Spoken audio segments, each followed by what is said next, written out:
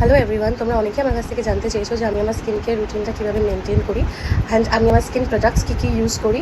So আমি সবসময় স্কিনে একটুখানি ন্যাচারাল প্রোডাক্টস ইউজ করাটা বেশি পছন্দ করতাম এবং সেটা এখনও করি, আর চেষ্টা করি যতটা ন্যাচারাল বেসেই আমি কাজ করার জন্য।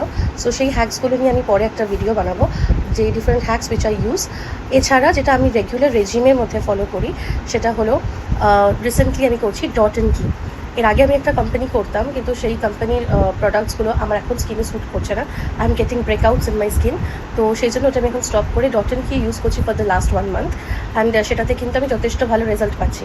তো I use face wash, toner, face serum, moisturiser and this sunscreen for my day care. আর শুধু এই ময়শ্চারাইজার অ্যান্ড সানস্ক্রিনটা বাদ দিয়ে আমি এই রেটিনল নাইট রিপেয়ার ক্রিম আর ওভারনাইট রেডিয়েন্স রিকভারি এই দুটো আমি ইউজ করি।